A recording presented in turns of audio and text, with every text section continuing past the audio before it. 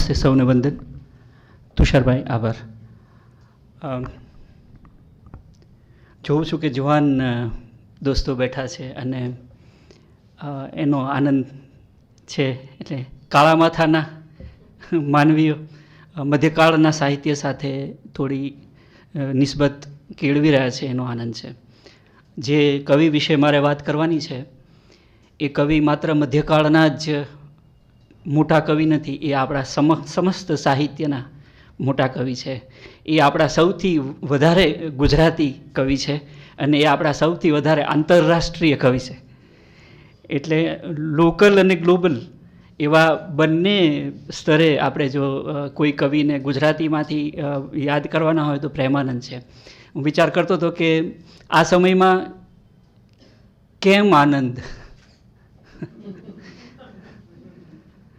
એટલે અવઢવ છે આપણને બધાને કે અત્યારે કેવી રીતે આનંદ હોય, તો એનો વિકલ્પ છે પ્રેમાનંદ.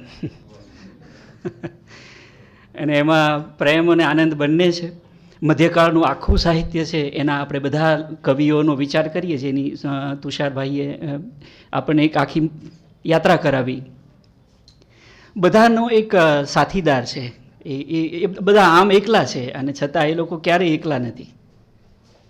એટલે તમે મીરાનો વિચાર કરો તો એમના મંજીરા સાથે હશે, તમે નરસિંહ મહેતાનો વિચાર કરો તો એ એમની કરતાલ સાથે હશે, તમે પ્રેમાનંદનો વિચાર કરો તો એ એમની માણ સાથે હશે અને કોઈ દયારામ એમના તંબુર સાથે હશે. એટલે એ લોકો એક કંપની, એક સતત એમની સાથે રહેનારું એવું એક રણઝણતું એવું કશુંક વાદ્ય એમની સાથે રાખે છે. માણ તો પોતે એક પાત્ર છે.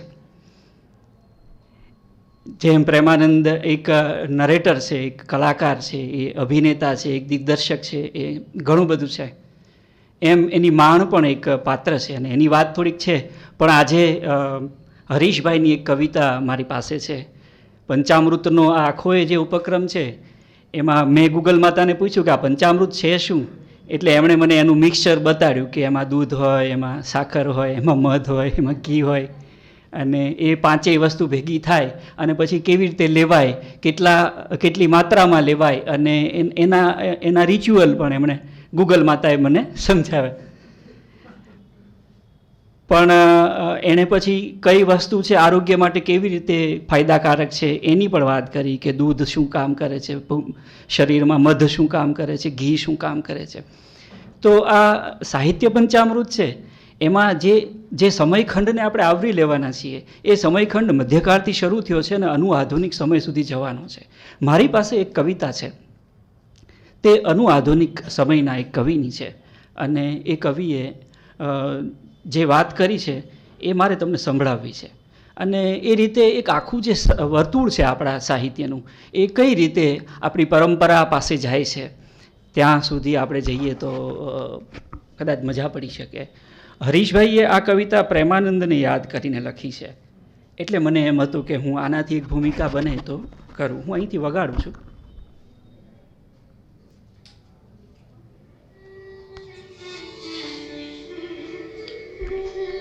કવિ શ્રી હરીશ મીનાશ્રુની ગીત રચના. કવિવર પ્રેમાનંદના પુણ્ય સ્મરણ સાથે.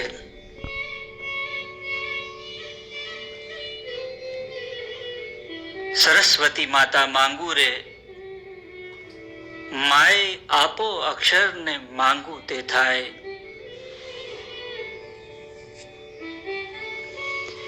શિર પર શિખાને રવિ શિખર પર હોય, એથી ઊંચે હો ગુર્જર બારાખડી. કીધું અગરાજ માથા બંધણું રે, આજ અમે બાજોઠે પધરાવી પાઘડી.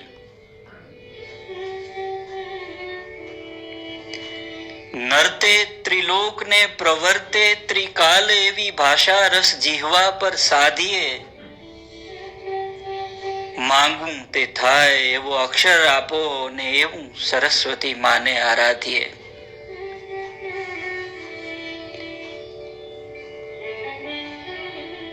મુક્તા ફળ હંસને ધરીને વીણાવાદીની સ્તુતિ કરીએ રે જેવી આવડી. વેઢ દશે આંગળીએ રણકંતી માણ, તારા ચરણે સુરોની સાત પાંખડી. સરસ્વતી માતા માંગુ રે. વ્યાસનું અજીઠું આ આખું જગત, આમ ગોપવીને ઘટના ઊંડાણમાં, ગાશું સદાય ગળથુથીની ગીરામાં, એણે જે ગાયું ગીરવાણમાં. પાઘડી પનેરે પદબંધ રચી રસિયા જીવોની કને માંડીશું હાટડી. દાખીશું નીત નવો નાટારંગ એહવો કે શ્રોતા વકાસી રહે આંખડી.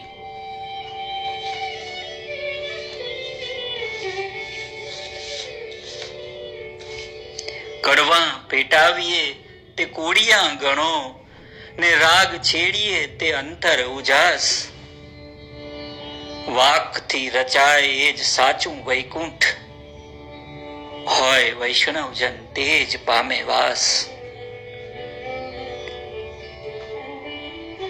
વાય એવું વાણું કે ગુજરાતી વાણ બને ગોપી ચંદન ભરી ગાંઠડી. શિર પર શિખા ને રવિ શિખર પર હોય, એથી ઊંચે હો ગુર્જર બારાખડી. સરસ્વતી માતા માંગુ રે. માય આપો અક્ષર ને માગું તે થાય.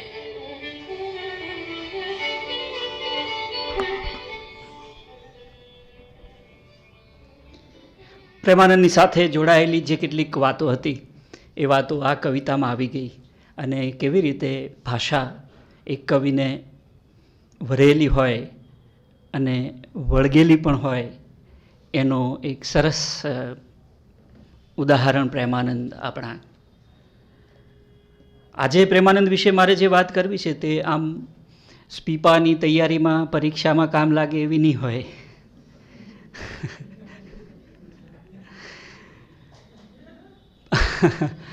પણ મારે સહેજ તમને એ દુનિયામાં તમે જઈ શકો તો કેવી રીતે જઈ શકો એની થોડી વાતો કરવી છે.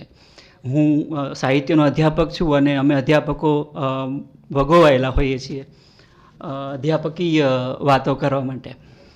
એટલે પ્રેમાનંદનું રસ નિરૂપણ અને પ્રેમાનંદનું પાત્ર લેખન ને પ્રેમાનંદની સંવાદ કળા અને પ્રેમાનંદનું કથન કૌશલ્ય અને આવું બધું અમે લોકો કહેતા હોઈએ કે કવિ આમાં આમ કહેવા માગે છે. પણ આ કવિ જે રીતે કવિ હોવા ઉપરાંત કથાકાર હતા અને કથાકાર હોવા છતાં કવિ હતા, અને એમણે એકલે હાથે જે એક આખા સમયને પોતાના ખભે ઝીલ્યો. શરૂઆતની એક વાત મારા મનમાં આ બધા આખ્યાનોની માંડણીની હતી. એટલે આખ્યાનનું સ્વરૂપ શું છે, અને એમાં કડવા શું છે, અને એમાં મંગળાચરણ શું છે, અને એમાં વલણ શું છે, અને એમાં ઉથલો શું છે, ને એ બધું તમે ક્યાંક સાંભળી લેશો. થોડીક વાત માંડણીના મનોવિજ્ઞાનની મારે કરવી છે. એટલે મોટા કવિઓ જ્યારે મોટી કવિતાઓ કરતા હોય ત્યારે એમને જે એક આઈસ બ્રેકિંગ કરવું હોય, હું થોડા યવન ભાષાના શબ્દો પણ સાથે સાથે મને વાંધો નથી એમાં, કેમ કે મારો સમય મને બધી ભાષામાં બોલવા માટે મંજૂરી આપે છે. તો એક મોમેન્ટમ લેવું હોય અને ગતિ કરવી હોય ત્યારે પ્રેમાનંદના જે આખ્યાનો છે, તમને એક વિગત આપી દઉં કે એમણે આમ આપણને એવું કહેવામાં આવે છે કે એમણે એમની પરંપરામાંથી બાદશાહી લૂંટ ચલાવી છે. જે બાદશાહી લૂંટ આપણે અત્યારે FB ઉપર અને ઇન્સ્ટા ઉપર ચલાવતા હોઈએ છીએ, પણ એટલો બધો મૌલિક રીતે પોતાની ઉર્જાને પરંપરાની કવિતા સાથે જોડતા હતા. એટલે તમને કવિતા નવી થઈ ગયેલી લાગે. મામેરુની અઢળક વાચનાઓ, મામેરુના અઢળક પ્રતો, ઘણી બધી પ્રતો, સુદામા ચરિત્રની પરંપરાની ઘણી બધી, દશમ સ્કંદની ઘણી બધી, એટલે આખા મધ્યકાળમાં એક પછી એક બધા એ ક્રમમાં ચાલ્યા છે. એટલે એમાં 17મી સદીમાં આપણો આ કવિ છે, એની સાથે અખા ભગત છે, અખા ભગત તો ફૂંકણી લઈ લઈને અને હથોડીથી ટીચીને આંધળો સસરો ને સરંગટ વહુ એમ કથા સાંભળવા ચાલ્યા સૌ. કહ્યું કાંઈ ને સાંભળ્યું કશું, આંખનું કાજળ ગાલે ઘસ્યું અને ઊંડા કૂવામાં ફાટી બોખ નાખતા હતા અને શીખ્યું સાંભળ્યું સર્વે ફોક, એ ધડાધડ કહેતા હતા. પેલા શામળ માસે હતા એ જરા જુદી રીતે કહેતા હતા, કેમ કે એમનું ઓડિયન્સ જુદું હતું. એ કહેતા હતા કે નર નારીની ચાતુરી ને નર નારીના ચરિત્ર, પરાક્રમ પુણ્ય પવિત્ર, પંડિત હશે તે પ્રીચશે જો હશે એમાં માલ. એટલે જે પંડિત હશે એ આ બધી સમસ્યાઓને આ શાખ ને બધું ઉકેલી શકશે એમ કરીને એ તમારી ઉપર એક જવાબદારી નાખતા હતા. પછી તમને પૂછે કે બોલો તમને ખબર પડી, એ તમે ના પાડી શકો, કેમ કે જો તમે પંડિત હો તો તમને ખબર પડે. એટલે આ જે ટ્રીક હતી એક સંધાનની, એ આ 17મી સદીના અખા ભગત જરા જુદી રીતે ડાયલોગ કરતા હતા. પ્રેમાનંદ જે રીતે વાત કરે છે એ વાત અને અખાની વાત એના સૂરને તમે વિચારો તો બે પોતપોતાની રીતે જુદા છે. થોડાક મંગળાચરણ મેં તારવા છે, એ તારવીને મારે એમાંથી એક વાત જો થાય તો કરવાનો પ્રયત્ન કરવો છે. એટલે હવેના સમયમાં હજી આપણી આસ્તિકતા એટલે ઈશ્વર સાથેનું આપણો સંબંધ છે, એ સંબંધ વિશેના ભલે આપણા પોતપોતાના ગણિત છે. પરીક્ષા આવે ત્યારે આપણા 3 ઇડિયટના એક ભાઈ છે એ દૂધ ચડાવવા પહોંચે છે. એટલે આપણે એ રીતે થોડા સગવડિયા છીએ. પણ આ કઈ શ્રદ્ધા, એટલે લાભશંકર ઠાકર આ આખ્યાનોની વાત કરતા હોય ત્યારે એ તો જરા જુદી બૌદ્ધિક ભૂમિકાએ હતા અને એમને આ આખ્યાનો કેવી રીતે કન્વિન્સ થતા હતા. તો એક સરસ સીડી છે અને એમાં લાભશંકર ઠાકરે સુદામા ચરિત્ર અને મામેરુના જે પાઠ કર્યા છે એ પાઠ છે. આ કૃતિઓને ઉકેલવાનો એક ઉપાય તો શ્રવણ છે અને પાઠ છે. તો આજે આપણે એવું કરીએ કે થોડા મંગળાચરણ જોઈ લઈએ અને પછી આ દુનિયામાં આપણે જઈએ. રામાયણ ઉપરથી આધારિત એક આખ્યાન છે પ્રેમાનંદનું, એ રણયજ્ઞ છે. મહાભારત ઉપરથી એમણે નળાખ્યાન, અભિમન્યુ આખ્યાન, મદાલસા આખ્યાન, સુધન્વા આખ્યાન અને ચંદ્રહાસ આખ્યાન લખ્યા છે. એનો સોર્સ મહાભારત છે. ભાગવત ઉપરથી એમણે દશમ સ્કંદ અને સુદામા ચરિત્ર, ઓખાહરણ, રૂકમિણી હરણ કર્યા છે. નરસિંહના જીવન ઉપરથી એમણે મામેરુ, શ્રાદ્ધ અને હુંડી કર્યા છે. નરસિંહ મહેતા નામના એક પૂર્વસૂરી છે, એ પૂર્વસૂરી આપણા આ કવિની કવિતાનો વિષય કેમ બન્યા એ પણ એક રસપ્રદ ચર્ચા છે. એટલે એ કોઈ એક ચોક્કસ કમ્યુનિટી સાથે, ચોક્કસ કાસ્ટ સાથે જોડાયેલું હતું એટલે પ્રેમાનંદને નરસિંહ મહેતામાં રસ પડ્યો, એ પણ સવાલ છે.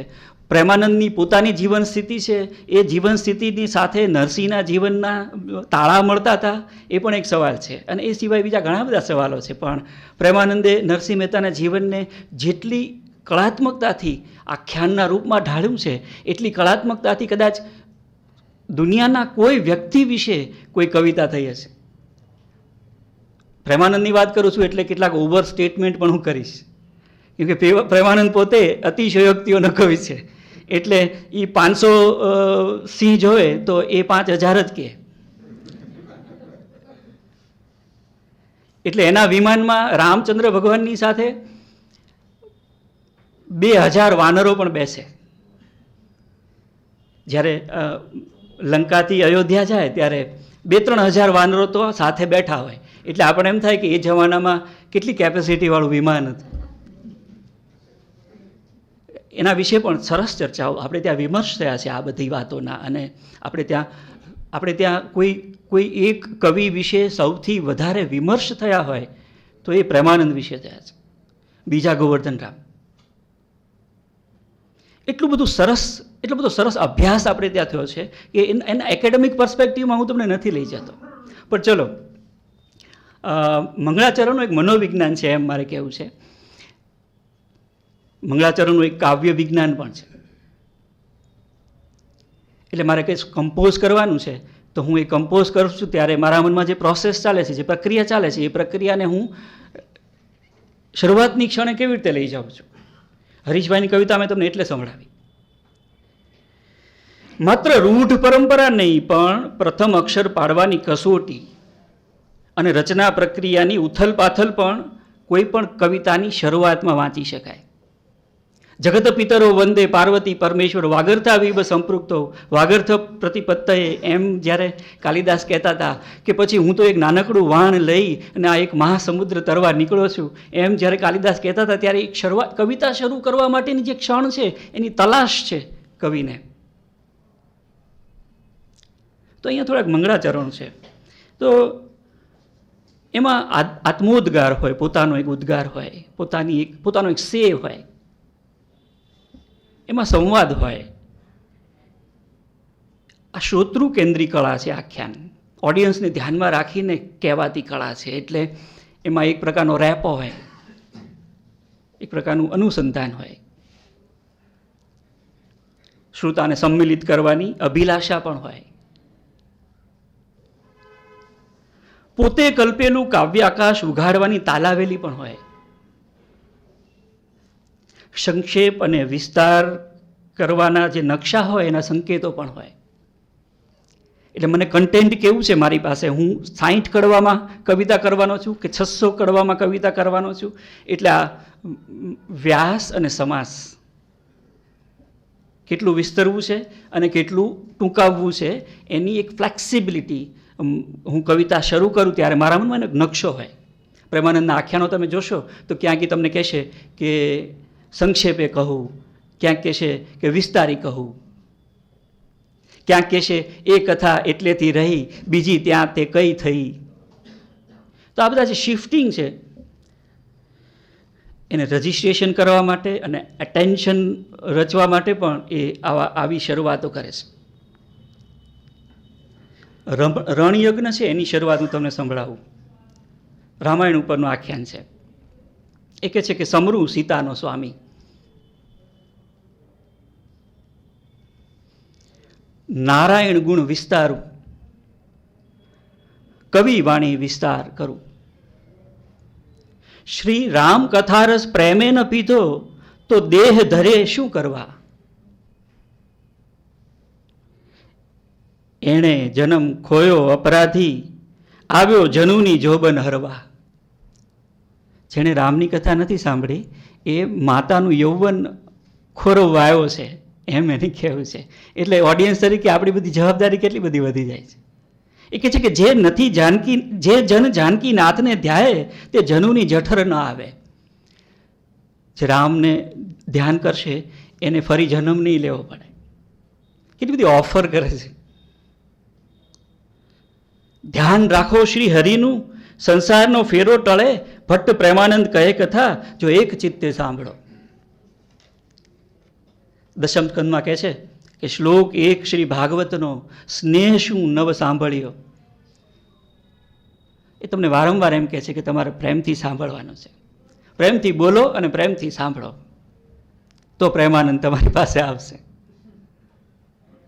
શ્લોક 1 શ્રી ભાગવતનો સ્નેહ શું નવ સાંભળ્યો, 7 વર્ષ આયુષ્ય ભોગ્યું, કિંવા જાણું ગર્ભ જ ગળ્યો. શ્રોતા, વક્તા અને પૃચ્છકજન એ કથા કરે ત્રણેયને પાવન. શ્રોતાને પણ પાવન કરે, વક્તાને પણ પાવન કરે, અને જો તમે પૃચ્છકજન હો, વચ્ચે કંઈ પૂછો તો તમને પાવન કરે. તમારે ઇન્ક્વાયરી પણ થોડીક રાખવાની. દુહા, ગાથા, કવિતા, કથા, વળી ભેદ, છંદ ને નાદ. એ રાગ તારા સરસ્વતી, બહુ વાણી તણા જે સ્વાદ. આમાં બહુ વાણી તણા જે સ્વાદ છે એના નીચે અંડરલાઈન કરવી છે કે પ્રેમાનંદ તમને વાણીના જેટલા જેટલા સ્વાદ છે બધા સ્વાદ બધા આખ્યાનોમાં કરાવવાના છે. હુંને રંક જાણી આપ વાણી, જેમ ગ્રંથ પૂર્ણ થાય, સહકાર ફળ વામણો ઈચ્છે, અપંગ તરવા સિંધુ, તેમ દાસ તારો હું ઈચ્છું છું, બાંધવા પદબંધ.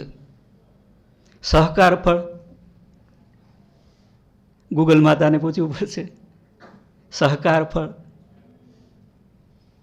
જેમ એક નાનો ઢીચકો માણસ છે એ આંબા ઉપર ઝૂલતી કેરી ઈચ્છે એમ, અને જેમ કોઈ અપંગ સિંધુ તરવા ઈચ્છે એમ હું તમારો દાસ આ પદબંધ બાંધવા ઈચ્છું છું. આમાં બીજો એક મહત્વનો શબ્દ છે પદબંધ.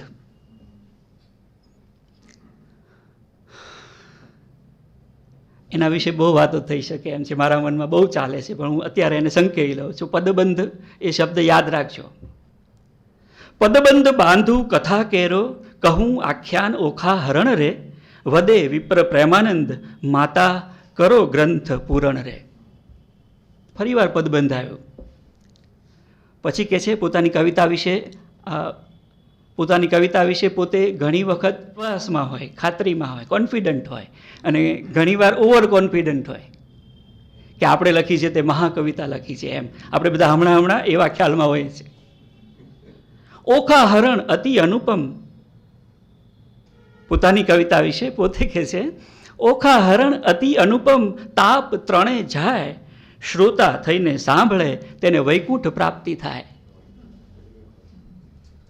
સુણે ભણે ને અનુભવે તેની પીડા જાય સર્વતી. સુણે ભણે, આમાં ભણવું છે એ આપણે કરીએ છીએ નહીં. ભણે શિવાનંદ સ્વામી સુખ સંપત્તિ થાય, ઓમ જય ઓમ માં, એ ભણવું છે. ભણવું એટલે બોલવું. મદાલસા આખ્યાનમાં કહે છે ગત્ય આપો પદબંધ કરવા, મદાલસાનું આખ્યાન એ કથા છે અટપટી. એટલે શરૂઆતમાં જ તે એ તમને કહી રાખે છે કે આ થોડીક અટપટી કથા છે. એટલે શ્રોતૃ કેન્દ્રી, જ્યારે ઓડિયન્સ કનેક્ટેડ કવિતા હોય ત્યારે એ કવિતા ઓડિયન્સની શ્રુતિને અને એની સ્મૃતિને ટેકો કરવાની ખૂબીવાળી હોય. એટલે એનો પ્લોટ બને ત્યાં સુધી સિમ્પલ હોય. એને યાદ રાખવામાં અઘરું ન પડે કોણ કોનો બાપો છે, કોણ કોની માં છે, કોણ કોને પ્રેમ કરે છે, કોણ કોને ધિક્કારે છે, કોણ ક્યારે અધેવાડા ગયું, કોણ ક્યારે બરવાડા ગયું. તો આ સ્મૃતિ ઉપર ભાર ન આવે એની બહુ ધ્યાન રાખનારી આ કવિતાઓ છે. પણ મદાલસા આખ્યાનમાં એ કહે છે કે એ કથા છે અટપટી, જે મોહી જીવી પ્રેમદા. આ કથામાં એક જે મરી ગઈ છે એ કેવી રીતે જીવતી થઈ એની કથા છે. મરી ગયેલા કોઈ દી જીવતા થાય. સાવિત્રી જઈને લઈ આવે. પેલા ગ્રીસ લાયર વગાડનારા પણ જઈને લઈ આવે કે લાવો મારો ધણી પાછો. તો અહીંયા આગળ એક મદાલસા મરી ગઈ છે અને પછી કેવી રીતે જીવતી થઈ છે એની કથા છે. ગ્રાંધવ કન્યા, ક્ષત્રિય સ્વામી, ઋષિ ગાલવનું ચરિત્ર, વૈશંપાયન ધર્મનો સંવાદ, સુણતા પાપી થાય પવિત્ર. અંતર્ગત માં ઈચ્છા છે ઘણીજી. આમાં બધા છે એની વાત કરવાના ઢબછબ છે એ પણ તમને, જો તમે કાન સાચવશો તો તમને તરત ખબર પડશે. હુંડીમાં કહે છે અંતર્ગત માહે ઈચ્છા છે ઘણીજી, ભાવે ભાખું હુંડી શ્રી મહેતા તણીજી. ક્યાંક વચ્ચે પણ આખ્યાનની અર્ધે પણ ફરીથી એને કોઈક નવી કવિતા શરૂ કરવાની હોય એમ પાછો મંગળાચરણ કરે છે. દાખલા તરીકે દશમ સ્કંદ છે એ કહે છે કે ગુરુ ચરણ પંકજનું ધ્યાન રાખવું. ચરણ પંકજ છે એ કેવો સરસ સમાસ છે. ગુરુ ચરણ પંકજનું ધ્યાન રાખવું, કાળીનાગ શ્રી કૃષ્ણનું જુદ્ધ ભાખું, હૃદય ઉપજે મારે અભિલાષા, બાંધું નાગ દમણ ગુજરાતી ભાષા. તમને લોકોને ક્વિઝમાં આવશે કે પહેલી વહેલી વાર કોણે ગુજરાતી ભાષા એવો ઉલ્લેખ પોતાની કૃતિમાં કર્યો છે. બાંધુ નાગ દમણ ગુજરાતી ભાષા. સુદામા ચરિત્રની શરૂઆત બહુ સરસ છે, મને બહુ ગમે છે. એ કહે છે ભગવાનને ને માતાજીને, સરસ્વતીને, ગણપતિને બધાની પ્રાર્થના કરી પહેલાં એ ટેક્સ ચૂકવી દે છે, લોકલ ટેક્સ. પણ એનું પોતાનું કમિટમેન્ટ છે. હવે આમાં એ સરસ્વતીને, ગણેશને બધાને વંદન કરીને કહે છે શું માગે છે એમની પાસે. આ બહુ રસપ્રદ છે.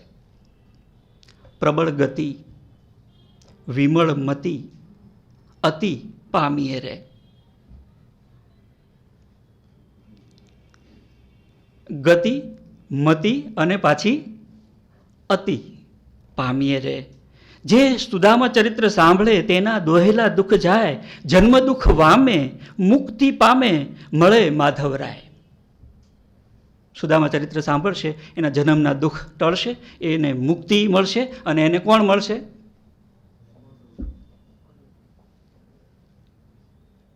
મામેરું એવી જ સરસ એક નાનકડી એવી વાતને કારણે એની શરૂઆત માટે બહુ જ રસપ્રદ છે. મન મુદા કહું મામેરું મહેતા તણું રે, મામેરું મહેતા તણું પદબંધ કરવા આસ, નરસિંહ મહેતો ભક્ત બ્રાહ્મણ જૂનાગઢમાં વાસ. સીધું જ introduction. The hero of my story is Narsinh Mehta and he lives in Junagadh. પણ હું આખ્યાન શા માટે કરું છું?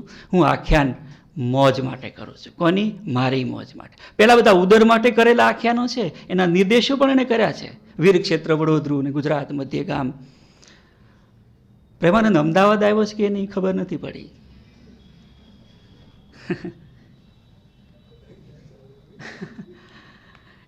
એ સુરત બાજુ જ એણે વધુ જોયું છે પોતાના નિર્વાહ માટે. એટલે અમદાવાદને આપણે બ્લેમ નથી કરવું, પણ એણે આ બાજુ મોઢું નથી કર્યું. કોઈ રીતે એની કૃતિમાં નિર્દેશ નથી અમદાવાદનો.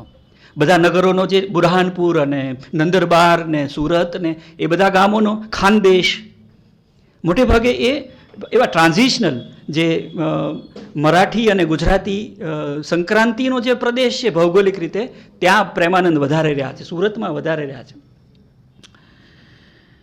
તો આ બધા મંગળાચરણના મનોવિજ્ઞાન હતા. એની સાથે દરેક રચના પોતે કયા ખ્યાલથી બાંધી રહ્યા છે. આ બાંધવું શબ્દ મારે તમને કહેવો હતો. એટલે કેવું છે કે કવિતાનો તો પોતાનો સ્વભાવ ઉડવાનો છે,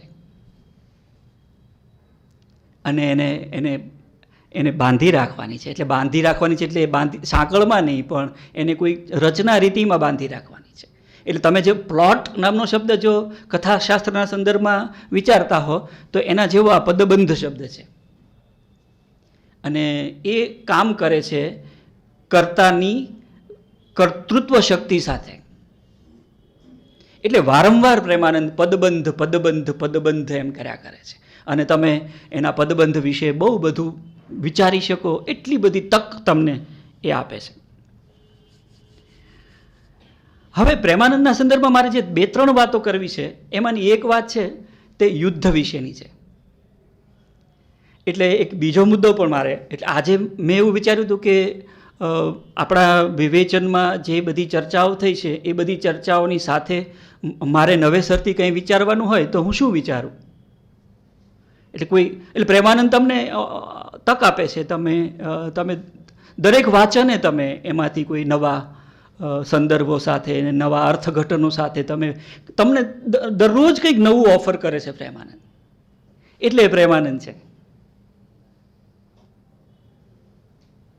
તો યુદ્ધનું જે આ આખ્યાનોમાંથી એક ચિત્ર આવે છે, એ ચિત્ર આપણને અત્યારના સમયમાં, અને એક બીજી વાત મારે એમાં કરવી હતી તે આ હતી કે આપણી જે લોકપ્રિયતા છે, પોપ્યુલર પોએટિક્સ આપણું જે છે, એ પોપ્યુલર પોએટિક્સને, એ લોકપ્રિયતાના કાવ્યશાસ્ત્રને આપણે આપણું જે પ્રશિષ્ટ કાવ્યશાસ્ત્ર છે, પોએટિક્સ છે, એની સાથે મેળવીએ તો પ્રેમાનંદ આપણા પ્રશિષ્ટ રીતે લોકપ્રિય અને લોકપ્રિય રીતે પ્રશિષ્ટ એવા કવિ છે. અને એમની કવિતાઓમાંથી તમને તમારા અત્યારના પોપ્યુલર પોએટિક્સના પણ પરચાઓ મળશે. દાખલા તરીકે વોર ફિલ્મ્સ છે, તમારી યુદ્ધની ફિલ્મો છે,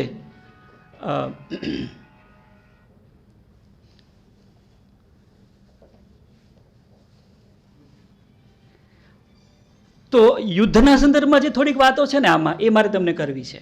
અને મને બહુ રસ પડ્યો આ વખતે આ વાંચનમાં, એમાંથી જે યુદ્ધના સાથે જોડાયેલા જે એની આસપાસના જે બધા સંકેતો છે એમાં મને રસ પડ્યો.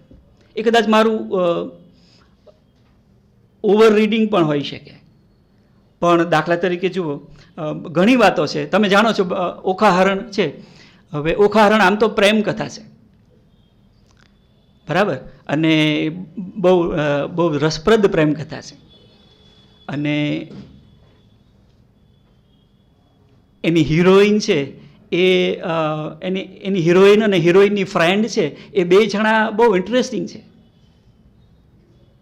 એટલે હિરોઈનને સપનું આવે છે હિરોઈનને વરદાન મળ્યું છે કે જા તને આવો વર મળશે એમ.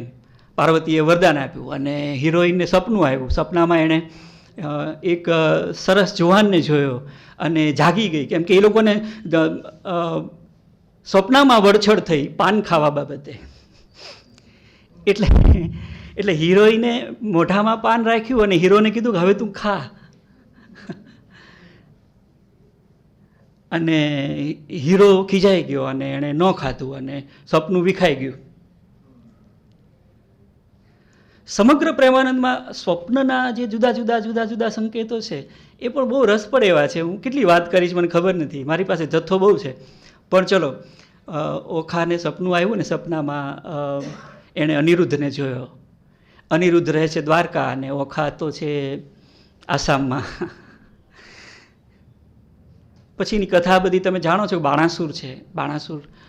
બાણાસુર તો પાછો પરંપરામાં ક્યાં છે કે એના બાપા અને એના બાપા અને બાપાના બાપા અને બધું આખું વાયલું આવે છે એને. અને એણે વરદાન માગ્યું શિવ પાસે કે મને બળ આપો ને એમ. એને 1000 હાથનું બળ આપ્યું ભગવાને. પછી એ 1000 હાથવાળો થયો એટલે એને બાંધવા જોઈએ કે છે હવે હું મારી યાર બાંધે કોણ. એટલે જેની હોય એની યારે બાજા કરે, જેની હોય બાજા કરે, લડ નહીં તો લડનારો દે, એવી જે કહેવત હતી એ લડાઈમાં એ પાછો શંકર ભગવાન પાસે ગયો કે મારી યાર કોઈ હવે ઝઘડનારું નથી, તમે મારી યાર ઝઘડો. એટલે કે મેં વરદાન દીધું ને હું તારી યાર બાદ. પાર્વતીએ ખીજાણા તમે જેને તેને આવા વરદાન દઈ દો છો. પછી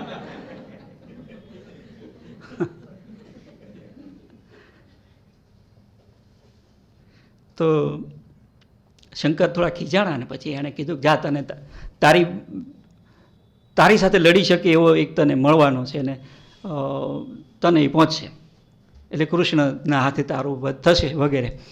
એક ધજા આપી કે આ ધજા ખોડી રાખ અને જે દિવસે ધજા પડી જાય તે દિવસે સમજજે કે તારો મારનાર છે એ તારા નગરમાં આવી ગયો છે.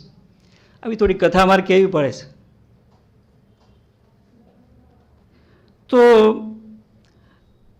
ત્યાં આગળ એ લોકો પેલી ઓખા ખબર પડી કે ઓખા પરણશે તો મૃત્યુ આવશે, એટલે કે એને પરણાવી જ નથી બાપા કે. એને એક દંડિયા મહેલમાં રાખી દીધી. એક દંડિયા મહેલમાં એની કંપનીમાં ચિત્રલેખા છે અને એ લોકોને સમયસર જમવાનું પહોંચી જાય ને એ લોકો જમી લે ને ત્યાં રહે.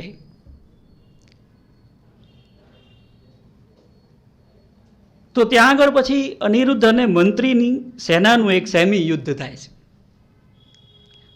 ફૂલ ફ્લેજ યુદ્ધ નહીં પણ સેમી યુદ્ધ. અને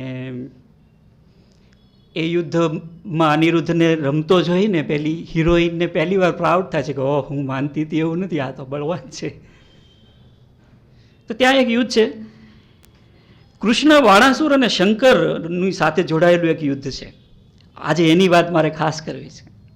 કેવી રીતે આપણે આપણા સમયમાં એ સમય સાથે જોડાઈ શકીએ. દાખલા તરીકે હવે શંકરે વરદાન આપ્યું, શંકરને કારણે જ આ ભાઈ બળવાળા થયા અને પછી પકડાઈ ગયા ને કેદમાં નાખ્યા અને કૃષ્ણને ખબર પડી એટલે કૃષ્ણ ત્યાંથી સેના લઈને આવ્યા અને એ લોકોની લડાઈના ચિત્રો છે બધા. પછી બાણાસુરે શંકરને જઈને ફરિયાદ કરી કે જુઓ ને સાહેબ આ મારી હારે આવું કર્યું, મારી દીકરી હારે એમણે આવું કર્યું છે ને હવે લડવા આવ્યા છે. એટલે શંકર પાછા કૃષ્ણની સામે લડવા માટે એમની ફોજ લઈને આવ્યા. એટલે એક બાજુ યાદવો અને બીજી બાજુ આ શંકરની ફોજ, એના પર ચિત્રો છે બધા, સરસ ચિત્રો છે, મજા પડે એવા. પણ એમાં આપણે નથી જતા. કૃષ્ણ અને શંકર સામે લડી રહ્યા છે. કુંવરબાઈનું મામેરુમાં દાજનો માર્યો પેલો તપ કરવા જાય છે.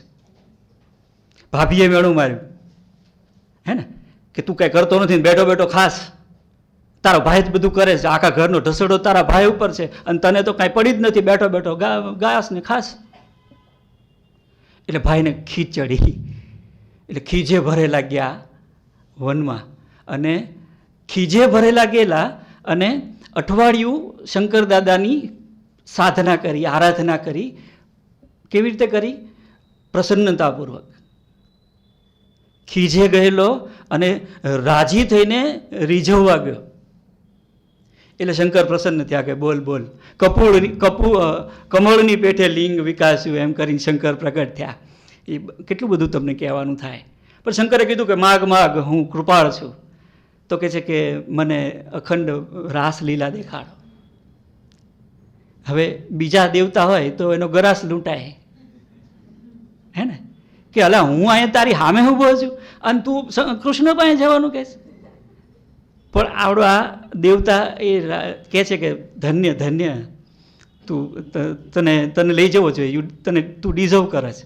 એટલે એને લઈ ગયા. કૃષ્ણ પણ એને જોઈને, એટલે હરિહર બંને મળ્યા. એની એનો રાજીપો હતો નરસિંહને. એટલે વળતા ભાભી પાસે આવ્યા, તાલ વાતા ગીત ગાતા પધાર્યા પુરમાં. ભાભીને પગે લાગ્યા કે તું ગોરાણી હું પ્રમાણી, કે ભાભી તારે કારણે મને એક નિયારે એક બે દેવતાઓ મળ્યા. તો દેવતાઓ નળના લગ્નમાં ઊંચા નીચા પણ થાય છે.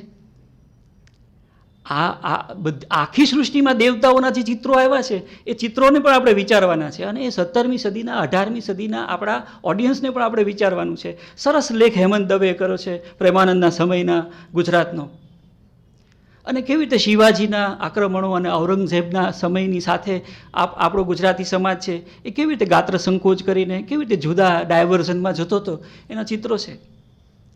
પણ હવે જાત જાતની લડાઈઓ શંકર અને કૃષ્ણ વચ્ચે ચાલી રહી છે. અને એમાં એક આ રસ પડે એવી છે આજે ખાસ. એ શું છે ખબર છે? ઘણું કોપ્યા દેવ રૂંઢ માલી, અકળાયવા શ્રી વનમાલી. પ્રેમાનંદ પાસે પર્યાયવાચી શબ્દોનો એક સમુદ્ર છે. એટલે એને જ્યાં આગળ જે નામ માટે જે શબ્દ જોઈએ એ શબ્દ એને જીભ વગો છે. તમે એમાંથી પસાર થશો તો કૃષ્ણના જ નહીં તો તમને અનેક નામો મળશે. ઘણું કોપ્યા દેવ રૂંઢ માલી. કોણ? અકળાયવા શ્રી વનમાળી. મૂક્યો પિત્ત જવર મહાદેવ. મહાદેવે શું હથિયાર મૂક્યું? પીળીયો તાવ મૂક્યો. મૂક્યો પિત્ત જ્વર મહાદેવ, હરિએ જ્વર પ્રગટ્યો તત્ખેવ. વાત જ્વર તેનું નામ, પિત્ત જ્વર શું માંડ્યો સંગ્રામ. વાત જ્વર અને પિત્ત જ્વર વચ્ચે એટલે પેલું અગ્ન્યાસ્ત્ર અને વરુણાસ્ત્ર ને એ બધું પતી ગયું. પછી તાવ હામાં મોકલ્યા. આ તાવની રસીઓ હજી શોધાણી નહોતી.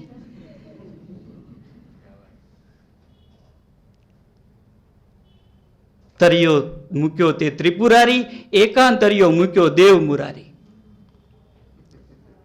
શિવે ટાઢિયો તાવ હકાર્યો, કાળ જવર શ્રી કૃષ્ણે વકાર્યો. હકાર્યોના પ્રાસમાં વકાર્યો. ભૂત જ્વર મૂક્યો ઉમિયાનાથ, એમ જવર પ્રગટ્યા છે સાત. પછી સ્કીમ આપે છે. ઓખા હરણ સાંભળે ધરી ભાવ, તેના જીરણ જાય તાવ. અહીંયા ઓખારણ સાંભળશો તો કોઈને કોરોના નહીં થાય.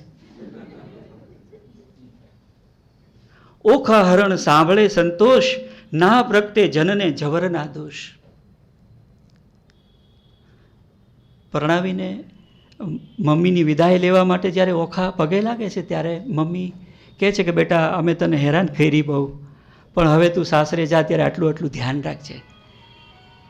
સાસુની સાથે કેમ બોલીશ, સસરાની સાથે કેમ બોલીશ, એમને કેવી રીતે તું સાચવીશ.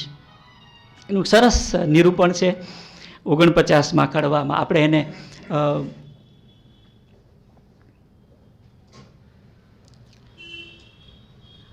મજા પડે એવું છે. આપણા સમયમાં પણ હજી આપણે માતા પોતાની દીકરીને સાસરે વળાવતી વખતે જે શિખામણ આપે છે એ શિખામણ 17મી સદીની આપણી પાસે છે, ઉદાહરણ છે. પણ અત્યારે વિસ્તારના ભયે હું જતું કરું છું, પણ બહુ સરસ સૂચનાઓ છે બધી. આખું અભિમન્યુ આખ્યાન વોરનું આખ્યાન છે. અને કૃષ્ણનું ચરિત્ર એમાં જે રીતે નિરૂપાયું છે. સામાન્ય રીતે કૃષ્ણને આપણે એક હિરોઇક ચિત્ર આપણે એનું જોતા હોઈએ છીએ, પણ અહીંયા કૃષ્ણ જરા જુદી રીતે અહિલોચનની કથા છે. અને એની સાથે કેવી રીતે એ પછી અભિમન્યુ બન્યો છે અને એનો જન્મ કેવી રીતે થોડો મોડો થયો, અને એ બધું બહુ જ રસ પડે એવું છે.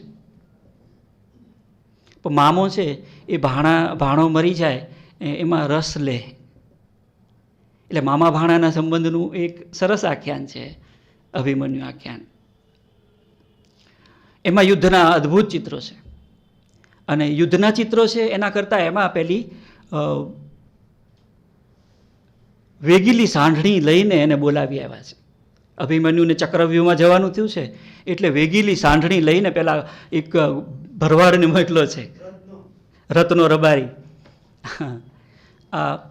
આપણી ગ્રામ સંસ્કૃતિમાં સૌથી વધારે મહાભારત કોઈ એક કથા દ્વારા પહોંચ્યું હોય ને તો એ અભિમન્યુની કથા છે. હજી આજે પણ અમારા જિલ્લાના ગામડાઓમાં સૌથી વધારે નવરાત્રિમાં કોઈ સૌથી વધારે હિટ ડ્રામો હોય, ખેલ હોય તો એ અભિમન્યુનો ચક્રાવો છે. લોકોને હજી આજે રસ પડે છે કે આજે અભિમન્યુ કેવી રીતે લડે છે. તો આ પરાક્રમ, આ વીરત્વ, એની સાથે આ લડાઈ અને લડાઈની વિગતો, યુદ્ધની ઇવેન્ટને વ્યક્ત કરવા માટેનું કૌશલ્ય પ્રેમાનંદ પાસે અદ્ભુત છે.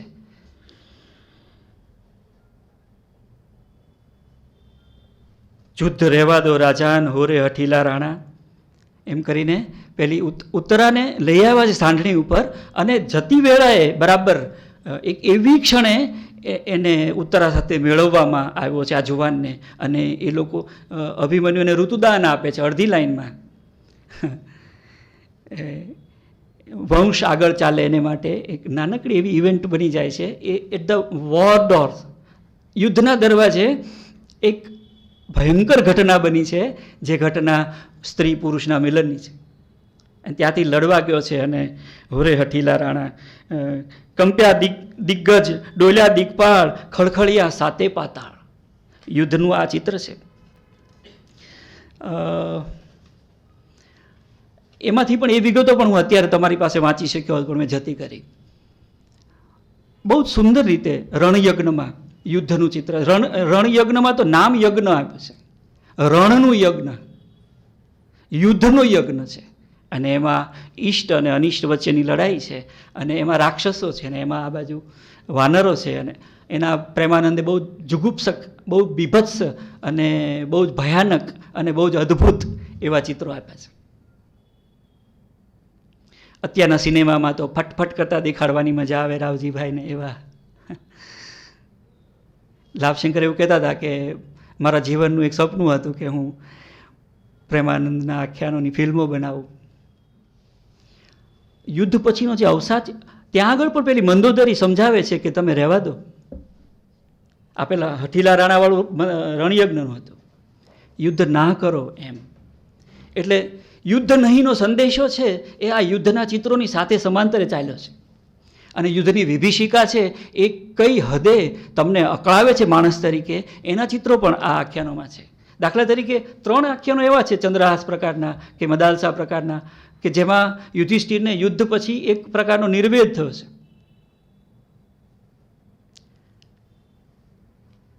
યુદ્ધના પછીના અવસાદમાંથી કેટલાક આખ્યાનો રચાયા છે. એમાંનું એક આખ્યાન છે જેમાં યુધિષ્ઠિર અતિ દુઃખ પામ્યા, ઉપન્યો અંતર તાપ, એ રાજ્યને માથે ધીક પડો, સ્વજન માર્યાનું શિર પાપ.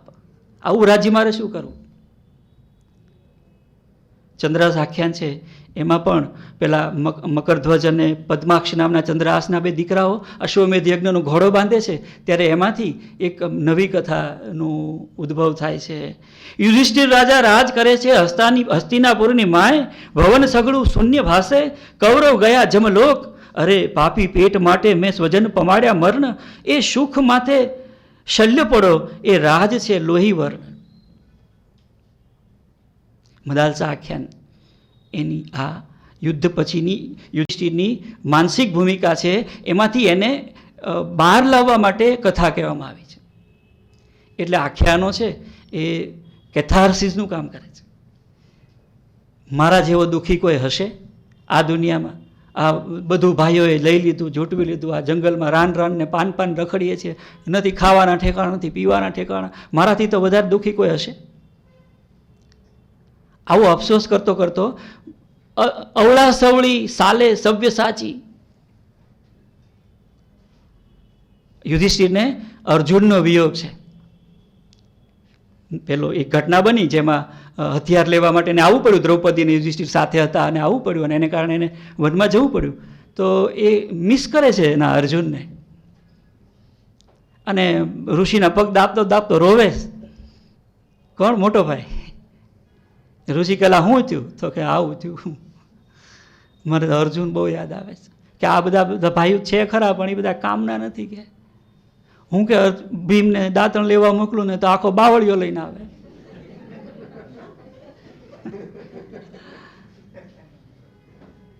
નકુળને કહું ને તો એ ટાપ ટીપ કરવામાં હવારનું દાંતણ હાંજે લાવે. સહદેવને કહું તો એ જોશ જોવા મારે કે અત્યારે મુહૂર્ત ન થારું.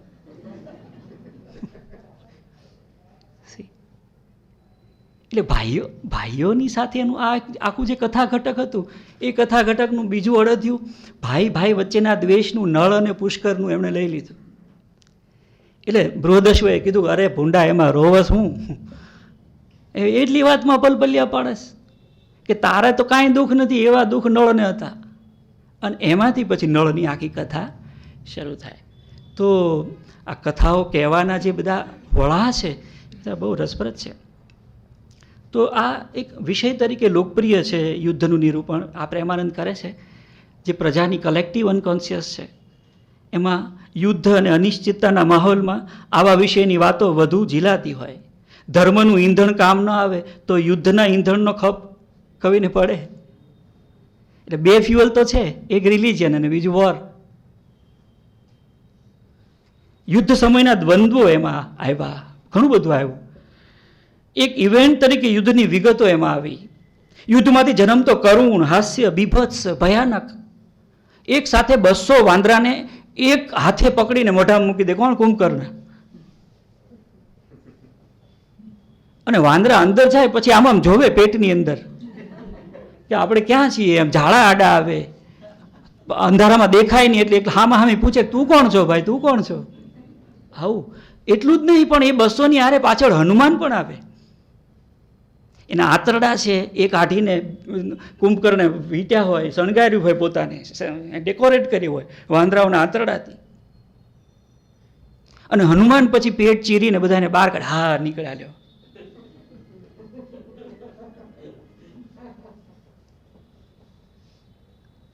તો આખ્યાનને ચાલતું રાખવામાં યુદ્ધની કારગત ભૂમિકા અને કેટલાય પાત્રોના વિનિયોગથી શ્રોતાને માનસિકતાઓમાં રમતા રાખવામાં યુદ્ધ કામ આવ્યું. એટલે આ બધી ખેંચતાણ છે, એ બધી ખેંચતાણમાં ઘણી બધી રીતે રસ પડે. કોઈ ઉત્તરા કે કોઈ મંદોદરી કે કોઈ કુંતા, એને યુદ્ધના પરિણામોને કારણે જે માનસિક તાપ વેઠવાનો આવ્યો હોય એ પણ એમાંથી સાથે આવે. અને બીજી બાજુથી આ યુદ્ધ તો કાંઈ નહીં, એવા યુદ્ધનો સામનો કરનારા આ આખ્યાનોમાં છે નળરાજા, દમયંતી. આર્તનાદ કરે છે, હરિ હો સત્ય તણી સંઘાતી, હરિ હું ક્યાંય નથી સમાતી. સત્યનો સંઘાત કર્યો એટલે મને કોઈ નથી સમાવતું, કોઈ મને નથી ઝીલતું. તો સત્યના રસ્તે ચાલનારાઓને કોઈ નથી સ્વીકારતું. અને એની એક લિરિકલ ક્રાય, એક ઉર્મિગત ચીસ દમયંતીની, એ પણ એક યુદ્ધ છે. આવાગમન હિંડોળે ચડ્યો, કળી વન બાજુ ખેંચે અને મન છે એ દમયંતી બાજુ ખેંચાતું હોય. માછલા ખાઈ ગઈ એકલી એકલી. બેટર હાફ છે એ સાથે આવ્યા કે હું તમારી સાથે આવું, કે હારી ગયા, દ્યુત હારી ગયા. ના પાડી હતી ભાઈબંધે. કોણ ભાઈબંધ હતો? હંસ. હમણાં એની વાત આગળ આવે છે. ના પાડી હતી કે જુગાર નો રમતો, ના પાડી હતી કે સ્ત્રીનો વિશ્વાસ ન કરતો. હંસે કહો નળાખ્યાનમાં. અને આ બે થયું એવું બીજું થયું એવું નળને વહેમ પડ્યો. નળાખ્યાનની કથા મેં નથી વિસ્તારથી કીધી, પણ એ માછલા એટલે અમૃત શ્રવ્યા હાથ વરદાન હતું દમયંતીને કે તારા હાથમાં કંઈ પણ મરેલી વસ્તુ હશે જીવતી થઈ જશે. કે પેલી ભૂખ લાગી હતી, ભૂખ. મને એમ છે કે સાથે કહી દઉં કે દારિદ્ર્ય અને ભૂખ છે ને એ પ્રેમાનંદના આખ્યાનોની એક એને સાંકળી લેતી દોરી છે. મને એમ થાય છે કે મારા ભારત દેશની નિયતિ છે કે મારા ભારત દેશની કલાકૃતિઓ ભૂખ નામની એક શાશ્વત બીમારી ઉપર ઊભી છે. પિતાજી એવું લાવજો જેને જાય અમારી ભૂખ. દ્વારકા માગવા જવાનું કહે છે. એ જ્ઞાન મને ગમતું નથી ઋષિ રાય જીરે, રૂવે બાળક માગે અન્ન લાગુ પાય જીરે. જાઓ ને બાપા. દારિદ્ર છે. દારિદ્ર ઘરમાં ફેરા ફરે, નીચા ઘર ભીતળીઓ પડી, શ્વાન માંજાર આવે ચડી. આ બધા ચિત્રો છે દરિદ્રતાના. પથેર પાંચાલીને આંતરરાષ્ટ્રીય સન્માન મળ્યું ત્યારે કેટલાક લોકોએ ટાંચણી ખુસાડી કે તમે તમારા દેશની ગરીબીને એમ કે એનો પ્રચાર કરો છો, તમે તમારા દેશની ભૂખનો પ્રચાર કરો છો. મલ્ટીડોગ મિલિયોનર સુધી આવ્યું. મધર ઇન્ડિયામાં પણ ગયું. તો આ દારિદ્ર છે એ એક સ્ટ્રિંગ છે, એક તંતુ છે પ્રેમાનંદના આખ્યાનોમાં, અને બહુ સરસ રીતે એની સાથે એમાં પડનારા લોકોના એની માનસિકતાઓના ચિત્રો પ્રેમાનંદે આપ્યા છે. તમે નરસિંહને મળશો તો નરસિંહમાં એનો એક એટીટ્યૂડ છે, એમાં કુંવરબાઈને તકલીફ છે. સિદ્ધ કરવા આવ્યા ઉપહાસ, સાથે વૈરાગી 550, શંખ તાળને માળા ચંગ, એમાં મેરું કરવાના ઢંગ. ન હોય પિતા તો જાઓ ફરી. પેલી સાસુ કે છે કે દારિદ્ર ઘરમાં ફેરા ફરે, આવો ગરીબ છે એ શું મામેરું કરવાનું. પંક્તિઓ યાદ નથી આવતી મને અત્યારે ઘરે ઠાણે, પણ દારિદ્ર ટૂંકમાં એ એક સ્પ્રિંગ કોઈ રીતે એના ચિત્રો છે આ આખ્યાનોમાં, અને બહુ સરસ રીતે. એ મને એનો અફસોસ નથી એક ભારતીય તરીકે, બલકે મને એમ છે કે મારા દેશની એક એવી વાતને અહીંયા કળાનું રૂપ મળ્યું છે. મને પણ એમ થાય છે કે અરે છોકરા ભૂખ્યા છે.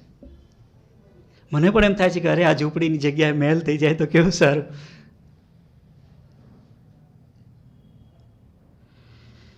તો આવા હાલક ડોલક ચિત્તવૃત્તિવાળા પાત્રો છે, એમના મનમાં ચાલતા અનેક કુરુક્ષેત્રો પ્રેમાનંદના આખ્યાનોમાં તમને મળશે. તમે નળરાજાને મળશો તો તમે દમયંતીને મળશો, તમે કુંવરબાઈને મળો, અહીંથી ત્યાં ફેંકાઈ રહી છે. સાસુને કહે છે કે મારા પપ્પાએ આપ્યું છે, લે જે જોઈ લખાવો. સાસુ કહે છે તારો બાપો હું આપ. બાપા ને સાસુ લોકો વચ્ચે અને બાપા વચ્ચે ઠેબા ખાતી છોકરી છે, અને એને મનમાં એમ છે કે શીદ લજ્જા રહેશે તાત, ભગત દેખી રાજી હુઈ, જગત દેખી રોઈ, મારા રે ગિરિધર ગોપાલ દુસરો ન કોઈ, અસુઅન જલ સિંચ સિંચ પ્રેમ બેલ બોઈ. એમાં મીરાબાઈ એમ કે છે કે મને ભગતને જોઈને મજા આવે છે અને જગતને જોઈને રોવું આવે છે. વાય જગતને જોઈને રોવું આવે છે. તો આ જગત અને ભગતની જે એક શાશ્વત લડાઈ છે, એ લડાઈ તમને કુંવરબાઈનું મામેરુંમાં નરસિંહ મહેતા સાથે કુંવરબાઈને લડતી તમે જુઓ છો, લોકની સાથે. નાગરી નાતે કેમ રહેશે લાજ. તો એવા યુદ્ધો પણ છે ત્યાં, જે પહેલા યુદ્ધો કરતા સાવ જુદા છે. તો આ એક વાત હતી મારા મનમાં યુદ્ધની. બીજી વાત મારા મનમાં છે પર્યાવરણની.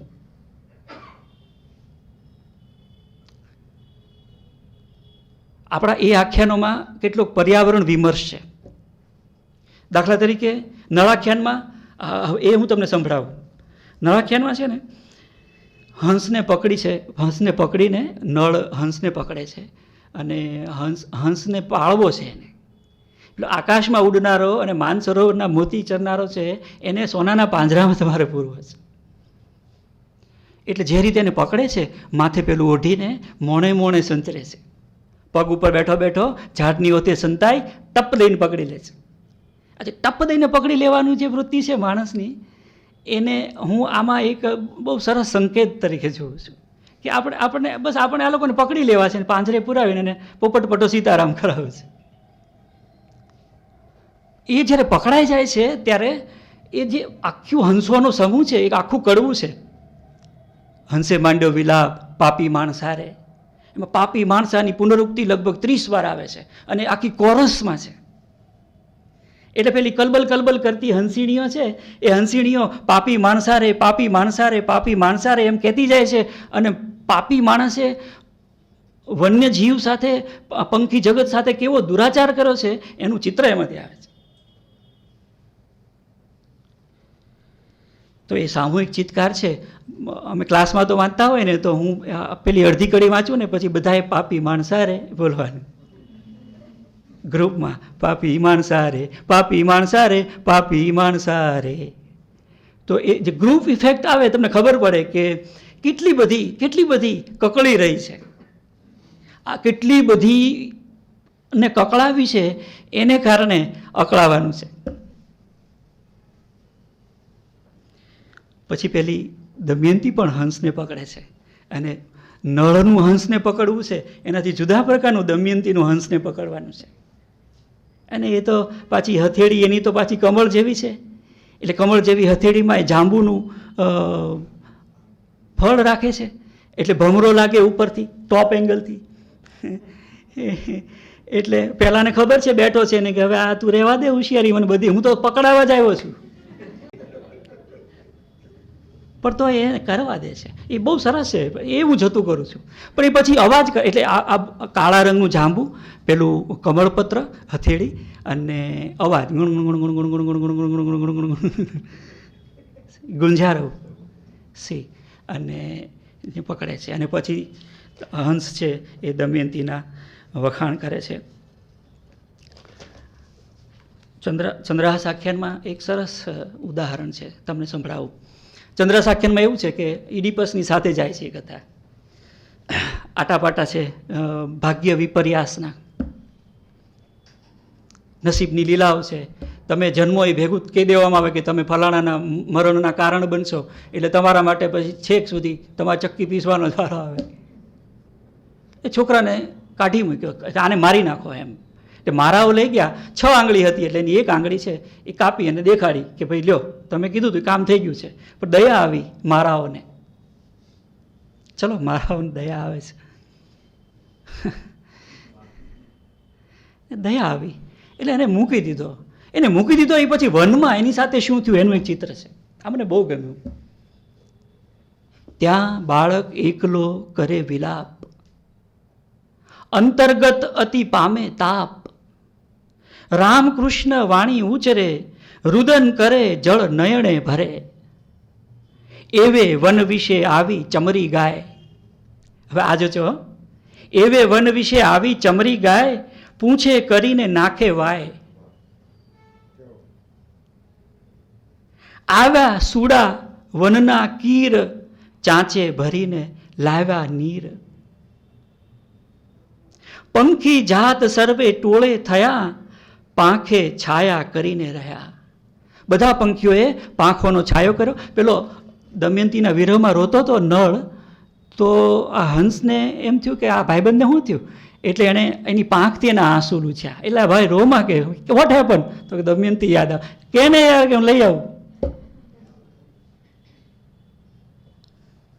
પંખી જાત સર્વે ટોળે થયા, પાંખે છાયા કરીને રહ્યા. મૃગલે ચાટ્યું રુધિર જીભે કરી. લોહી નીકળ્યું હતું એ પેલા મૃગલાએ આવીને ચાટ્યું છે. તો આ કેવું સરસ, આ કેવું સરસ એક વન અને નગરના અનુબંધનું આ એક કેવું સરસ સંધાન છે. હવે જોજો, રાજા આવતો દીઠો જેટલે, પશુ પંખી નાઠા તેટલે. રાજા આવતો હતો, એને આવતો જોયો એટલે બધા જતા રહ્યા. રાજાઓ છે એ પશુ પંખીઓને ઉડાડી દે છે. એ પછી રાજાને કહેવું પડે છે કે રે પંખીડા સુખથી ચણજો, ગીતો કાંઈ ગાજો. પેલા દુર્વાસા મુનિ બગીચામાં આવ્યા, અને બગીચામાં માળી હતો. એ માળીને કંઈ ખ્યાલ ન રહ્યો કે દુર્વાસા આવ્યા, એટલે એનાથી બહુ સારી રીતે આદર સત્કાર ન થયો, જવાબ હરખા ન આપ્યા. રાજાના માળી તો રાજાના માળી હોય ને, એ જવાબ સરખા ન આપ્યા. એટલે દુર્વાસા ખીજાણા, એ કે તારું તારી વાડી જ બળી જાય આખી, જા મારો હરામ. તમારો આદર સત્કાર કોઈ સરખો ન કરે એટલે તમે કોઈની વાડી આખી બાળી દો.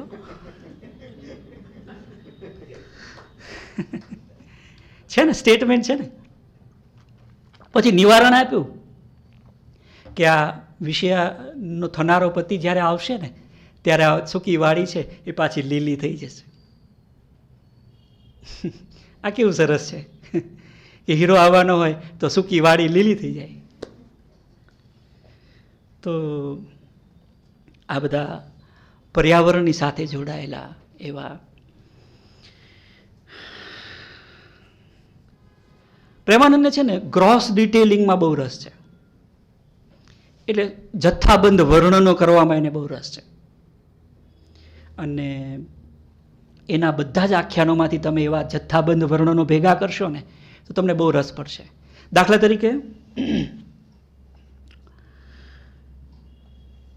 રામ સૈન્ય અને રાવણનું સૈન્ય છે ને તો એમાં કયો યોદ્ધો છે અને રામના કયા કયા યોદ્ધાઓ છે એના નામ આવે. લગભગ 40 જેટલા નામ આવે, 50 જેટલા નામ આવે. અને એની સાથે એક એને સાંધતી એક ધ્રુવ પંક્તિ હોય. પછી રાવણના કોણ કોણ યોદ્ધા છે એના નામ આવે એક આખા કડવામાં. એ આખું કડું એટલે તમને એમ થાય કે આ શું છે આ બધું, તમે આ મુસાફરોની યાદી આપતા એમ લડનારાઓની યાદી આપો છો. આ ગ્રોસ ડિટેલિંગ છે. પછી એ શું કરે છે, એનું ક્રોસ ડિટેલિંગ કરે છે. એટલે પછી 18મા કડવામાં કે 20મા કડવામાં કયા યોદ્ધાની સામે કયો યોદ્ધા લડી રહ્યો છે એને મૂકે છે.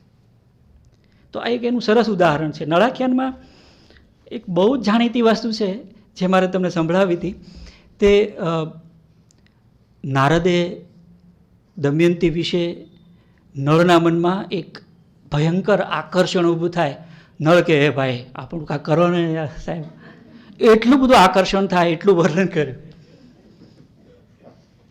કે તમે જાઓ ને તો કે હું ન જાઉં, હું તો બ્રહ્મચારી છું, કે હું જાઉં તો કદાચ હું મોહી જાઉં એમ. સી એટલે એક્ઝાઝરેશનના અતિશયોક્તિઓના એવા એવા ખડકલાઓ કરવાના. પછી નીલો ઘોડો અને નીલા કપડાં પહેરીને નળ વનમાં ગયા છે. એ જો મને મળે તો હું તમને સંભળાવું.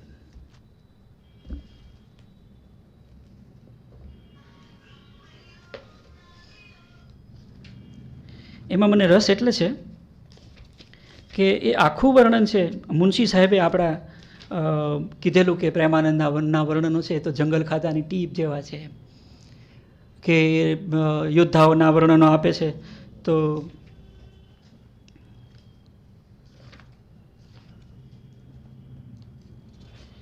ના ચલો એ પણ હું જતું કરું છું. સરસ યાદી આપી છે, સરસ યાદી. પણ એમાં એક અદ્ભુત આલિંગનનું ચિત્ર છે, જે આલિંગનો વિશે પણ મારે થોડી વાત કરવી હતી આજે. એટલે પ્રેમાનંદમાં આ સાયકોલોજી ઓફ હગ,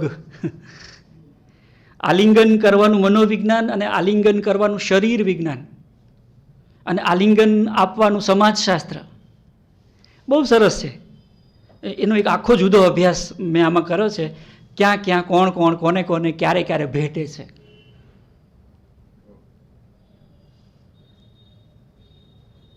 એમાં ઉષા છે ને એ વર્ણન કરે છે કે એણે આવો જોયો આવો જોયો. પછી બધા ચિત્રો દોરતા દોરતા એ લોકો ફાઇનલી અનિરુદ્ધ સુધી આવ્યા. એટલે અનિરુદ્ધનું ચિત્ર દોર્યું એટલે ઓખા તરત બેઠી થઈ ગઈ, યસ યસ આજ એમ. એટલું જ નહીં પણ એને ભેટી પડી. એટલે ચિત્રલેખાએ કીધું કે બેન આ અનિરુદ્ધ નથી, આ કાગળ છે, આ ફાટી જશે. એને તો આ એક કેવું સરસ આલિંગન છે. પછી તો એ લોકોના બોલ્ડ કહેવાય એવા હગ્સ છે, ટાઈટ હગ્સ, જે એકદમ મહિલા કરતો પેલો પાછળ પાછળ ફરે છે અને મોહ બાણની મદિરાથી એ લોકોના ચુંબનો અને એ લોકોના આલિંગનોનું એક આખું એક સિરીઝ ઓફ હગ્સ છે. અને પેલો નીચેથી ઓખાને જોઈ જાય છે તેને એમ થાય છે કે આ છોકરી 10 દિવસ પહેલાં દેખાતી હતી એનાથી જુદી દેખાય છે. અને પછી એમાંથી શંકા જાય છે ને એમાંથી પછી પણ અનિરુદ્ધને લઈ આવે છે ત્યારે એની સાથેના જ આલિંગનો છે. પછી એને કહે નીચે આવ, કોણ છો તું? એટલે પેલો બારીમાં ડોકાય છે. પેલી ના પાડે છે હિરોઈન કે રાક્ષસો છે બધા અમારા દૈત્યો છે અને આ કોઈ રતિ સંગ્રામ નથી. એટલે શૃંગારમાં તમે બહુ પાવરધા હશો પણ આ રણ મેદાનમાં જવાનું છે. એટલે અનિરુદ્ધ કહે છે કે તો આપણે જોઈ લઈએ. એટલે બારીએ જઈને ઊભો રહે છે અને ઓખાને પણ બોલાવે છે અને ઓખાને એના ખોળામાં બેસાડે છે.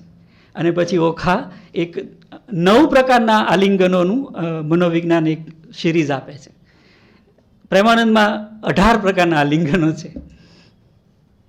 તો એ ખોળામાં બેસી અને 2 હાથ પાછળ રાખીને વટથી પોઝ આપે છે કે લ્યો ચલો દેખ લો દુનિયા જો ચાહે કર લો. આવી એક બોલ્ડ કહેવાય એવી એક આલિંગનનું ચિત્ર ઓખાહરણમાં છે.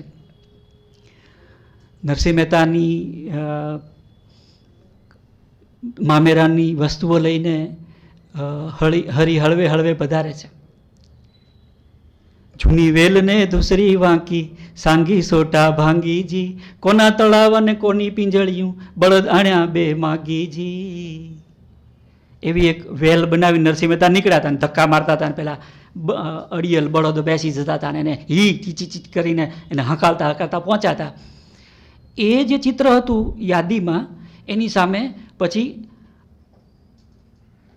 નરસિંહ મહેતાએ ડાયરેક્ટ કોલ કર્યો છે.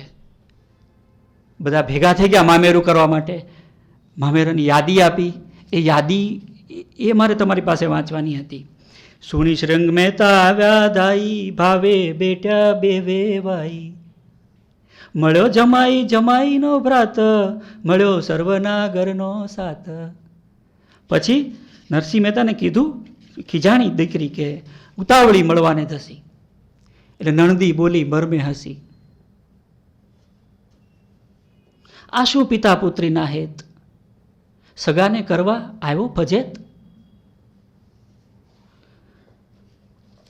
એટલે ખીજાઈને પાછી વળી કુંવરબાઈ ને નણંદને કીધું કે જેવો છે એવો મારો પિતા છે, કોનો પિતા લખેશ્રી કહેવાવે એ મારે શું કામ આવે, ને એવો પિતા મારો જીવતો રહો. એમ કરીને એક મોઢે ચોપડાવી અને બાપાને મળવા ગઈ. બાપાને મળી. બાપાએ કીધું કે દીકરી બધું થશે, તું ચિંતા કરમાં. અન્ન વિના મોળો કંસાર, મા વિના સુનો સંસાર, હું છે ન મુઈ મરતે માત. આ બધા મેણા માર્યા. એટલે પપ્પાએ કીધું કે કાગળ લઈને જા અને તાર સાસુને કહે કે જે જોઈએ તે લખાવો.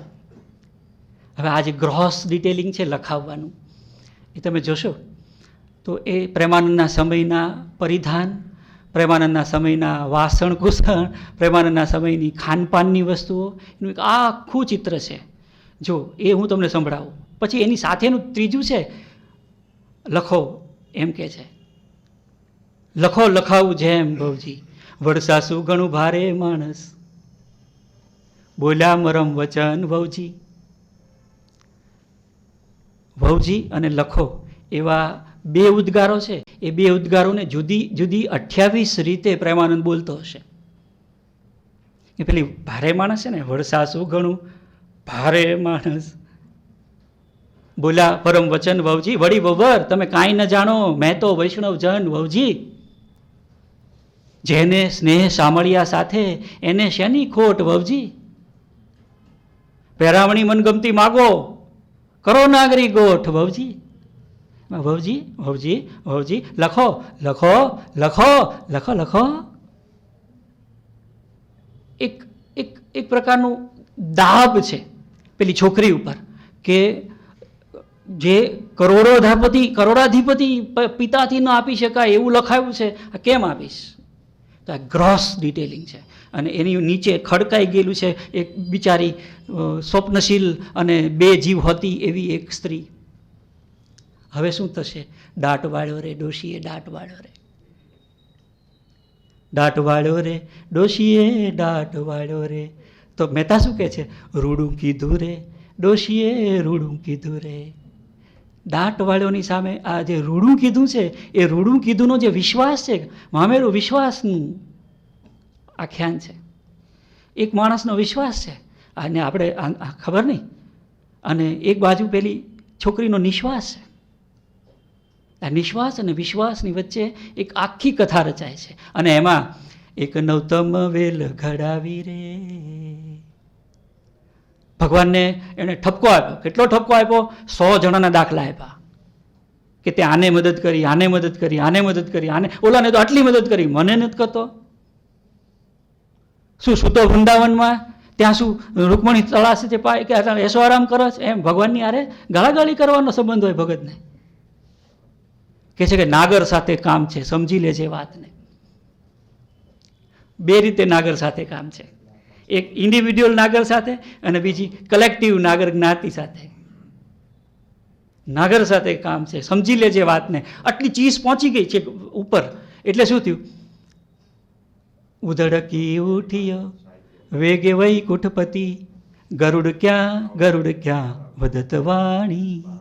હવે જુઓ, આ ક્લાસિકલ હતું હે ને. ઉધડકી ઉઠિયો વેગે વૈકુંઠપતિ, ગરુડ ક્યાં વધત વાણી. હા, ક્લાસિકલ હતું. હવે આ લોકમાં જાય તો કેવું જાય? ઉધડકી ઉઠિયો વેગે વૈકુંઠપતિ, ગરુડ ક્યાં વધત વાણી.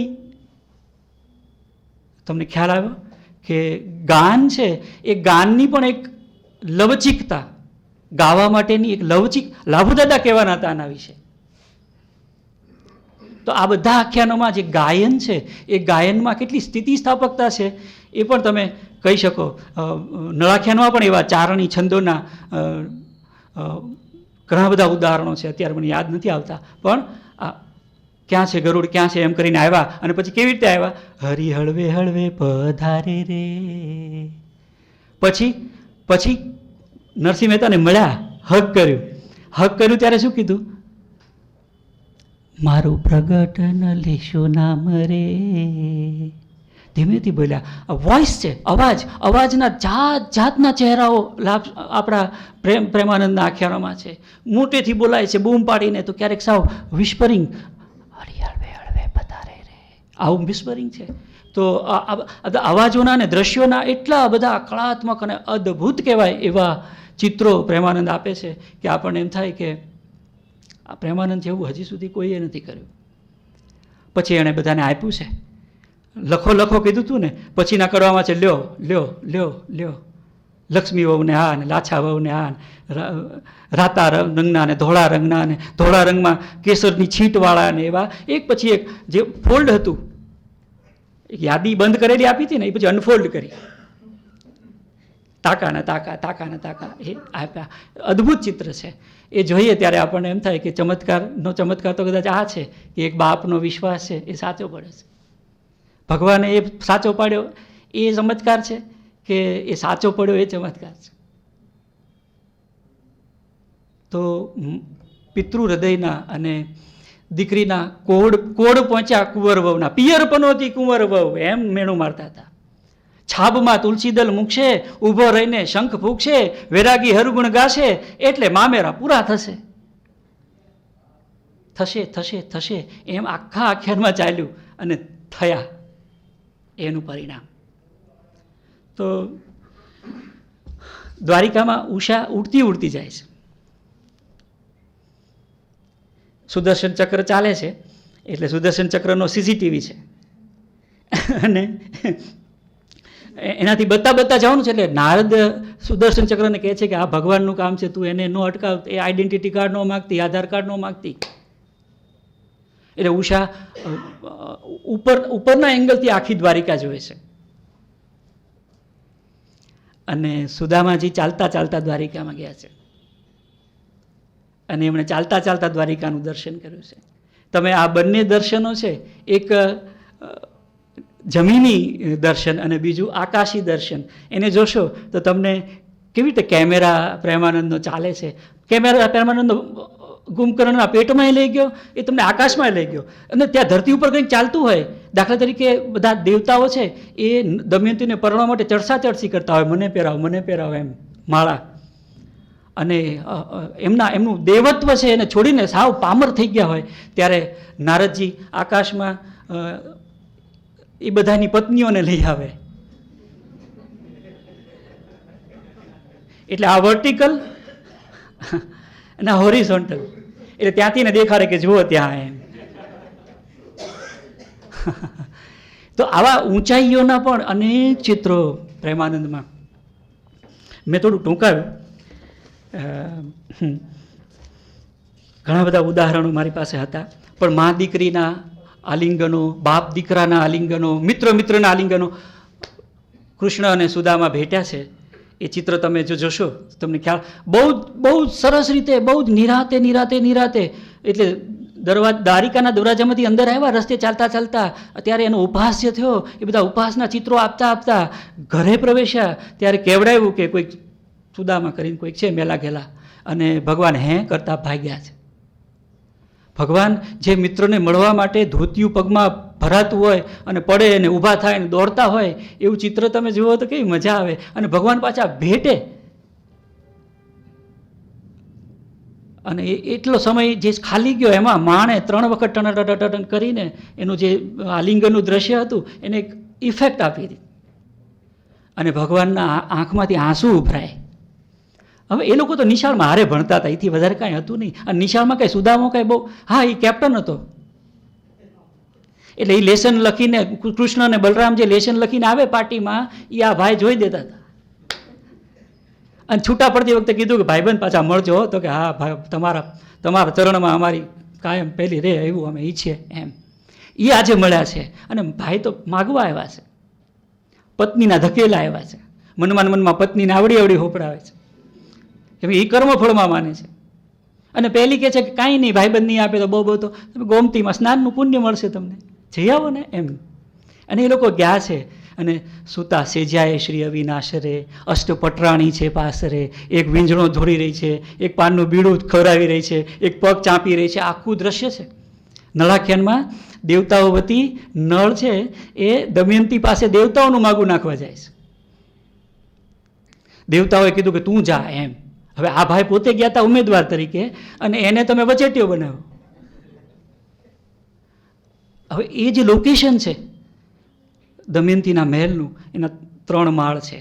એક પછી એક માળ ચડતા પ્રેમાનંદ નામનો એક અદ્ભુત કેમેરામેન છે, એ હિંચકતી અને કાચના અરીસામાં પોતાની જાતને અને પાછળ ઊભેલા કોઈકને જોતી એવી એક વ્યક્તિનું દ્રશ્ય આપે છે. તો આ દોડ્યા અને ભેટ્યા ત્યારે એવું ટાઈટ હગ આપ્યું ભાઈ. એ જાણીતું છે, દરેક ફ્રેન્ડશિપ ડે ઉપર તમે કૃષ્ણ અને સુદામાનું આ ભેટેલું આલિંગન કરેલું ચિત્ર જુઓ છો. પણ એમાં એક બહુ સરસ વસ્તુ જે નથી તે પ્રેમાનંદના આખ્યાનમાં છે કે ભગવાનની આંખમાંથી જે આંસુ પડતા હતા એને સુદામો લૂંતા હતા. એટલે હરિના આંસુ સુદામે લોયા રે. ઈશ્વરના આંખમાંથી નીકળતા આંસુ દોસ્ત માટે નીકળતા આંસુ. તો દોસ્તીનું એવું સરસ, બહુ સરસ કાવ્ય સુદામા ચરિત્ર છે. તો આ દુનિયા છે આખી આખ્યાનોની, અને એમાં મારે જે 4-5 વાત કરવી હતી તે આ પર્યાવરણની, આલિંગનોની વાત કરવી હતી મારે. મને એમાં બહુ જ રસ છે. હજી હું એને જરા વધુ ખોલીને ક્યારેક થોડું એકેડેમિક પ્રકારનું કામ કરવાનું છે એ ત્યારે કરીશ. પણ મામેરુનું સમાપન છે, એ સમાપન કરતી વખતે પ્રેમાનંદ એમ કહે છે કે પ્રીતે કરી જે ગાય સાંભળે દારિદ્ર એનું જાય જી. એટલે આમાં શરત કઈ છે? પ્રીતે કરી જે ગાય સાંભળે દારિદ્ર એનું જાય જી, એવું સમજી જે ભક્તિ કરે એને સન્મુખ વૈકુંઠ રાયજી. વૈકુંઠ રાય સન્મુખ હોય. લાભશંકર પુરોહિતે વૈકુંઠ રાયનો એક સરસ અર્થ આપેલો કે જેનામાં કુંઠા ન હોય એ વૈકુંઠ રાય કહેવાય. તો વૈકુંઠ રાય સન્મુખ હોય, જો નિર્મળ મને સાંભળે, ભક્ત પ્રેમાનંદ કહે કથા, એને માધવજી નિશ્ચય મળે. કયા નરસિંહ મહેતાને કયા માધવજી મળ્યા, કયા સુદામાને કયા માધવજી મળ્યા, કયા ચંદ્રહાસને કયા ભગવાને મદદ કરી, કયા સુધનવાને કયા ભગવાને મદદ કરી, કાંઈ ખબર નથી. આપણને ખબર એટલી છે કે નિર્મળ મને ગાવાનું છે અને નિર્મળ મને સાંભળવાનું છે. નિર્મળ મને ગાઈએ અને નિર્મળ મને સાંભળીએ તો વૈકુંઠ રાય સન્મુખ મળે. એટલે હવે તમે સાંભળનારા જો નિર્મળ મને સાંભળ્યું હશે તો તમે અમારા વૈકુંઠ રાય, અને અમે બોલનારા જો નિર્મળ મને બોલ્યા હશું તો અમે તમારા વૈકુંઠ રાય. પરસ્પર દેવો ભવ. તો આટલી વાત મને એમ છે કે હું આજે કરી શક્યો. આવતીકાલે ભેગા થઈએ તો પ્રેમાનંદ વળી કોઈક બીજી નવી વાત આપણને આપે કે લે હાલ ત્રેવડ હોય તો આવી જા. તો એવા એક માઇટી એક બળવાન સર્જક મધ્યકાળના, જે હજી આજે પણ ગુજરાતી સાહિત્યના બધા જ યુગમાં અડીખમ ઊભા છે. અને એનાથી આ પંચામૃતની શરૂઆત છે. એટલે આપણને એનો આનંદ છે કે આજે એટલું પંચામૃત આપણે માથે ચડાવવું. ડાબો હાથ નીચે રાખવાનો, જમણો હાથ એની ઉપર રાખવાનો, પછી એને સહેજ માથે લગાડવાનું, અને પછી જેટલું એક જ વખતમાં લઈ શકાય એટલું જ લઈને શ્રોતા બોલો શ્રીહરિ. બંને વક્તાઓ તરફથી આપણને કંઈક વિશેષ પ્રાપ્તિ થઈ હોય તો બંને વક્તાઓનું ખૂબ તાળીથી આપણે એમનું અભિવાદન કરીશું. આભાર વક્તાશ્રી, આપનો ખૂબ ખૂબ આભાર, આપને વંદન. આપ સૌ સમય ખર્ચીને આવ્યા એ માટે આપનો આભાર. આપ જાણો છો તેમ ઓમ કોમ્યુનિકેશન દ્વારા છેલ્લા 8 વર્ષ પૂરા થયા અને આ જાન્યુઆરીમાં 9મા વર્ષમાં આપણે પ્રવેશ કર્યા છે. તો છેલ્લા 8 વર્ષથી આપણે દિવંગત સાહિત્યકારોના જન્મદિન પુણ્યતિથિએ સાહિત્યિક વ્યાખ્યાનનું આયોજન કરીએ છીએ. અને આયોજન થયેલ તમામ કાર્યક્રમો આપણે યુટ્યુબમાં સાહિત્ય વિમર્શ ચેનલમાં આપણે અપલોડ કરીએ છીએ, જેથી જે હાજર નથી રહી શક્યા એ લોકો પણ આ કાર્યક્રમનો લાભ લઈ શકે. આવનારી 20 વર્ષ પછીની યુવા પેઢી આપણા સાહિત્યકારોનો વિશેષ પરિચય અને સાચો પરિચય મેળવી શકે, માત્ર ને માત્ર એ હેતુથી આ પ્રકારના કાર્યક્રમોનું આયોજન થાય છે. આજે ઉપસ્થિત સ્પીપાના જે ગુજરાતી વિષય સાથે જે અભ્યાસ કરી રહ્યા છે વિદ્યાર્થીઓ પણ આ લાભ લઈ રહ્યા છે, એનો પણ એક વિશેષ આનંદ છે. એમને આવકારું છું અને આવનારા બીજા 4 દિવસમાં પણ આપ આવો એવી લાગણી વ્યક્ત કરું છું.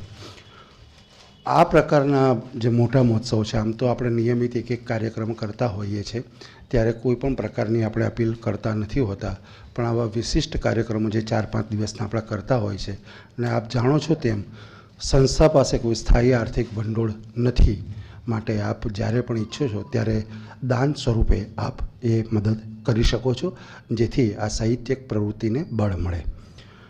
જે લોકોને કાર્ડ કુરિયરથી નથી મળતા આવનારા કાર્યક્રમોના કે અગાઉ, તો એ તમામ લોકો બહાર મને વોટ્સઅપ નંબર લખાવી શકો છો, જેથી એ માધ્યમ દ્વારા અમે આપનો સંપર્ક કરી શકીશું. બહાર ચા કોફીની વ્યવસ્થા છે. એક ગ્રુપ તસવીર લઈને કાર્યક્રમ પૂર્ણ જાહેર થશે. આપ સૌનો આભાર.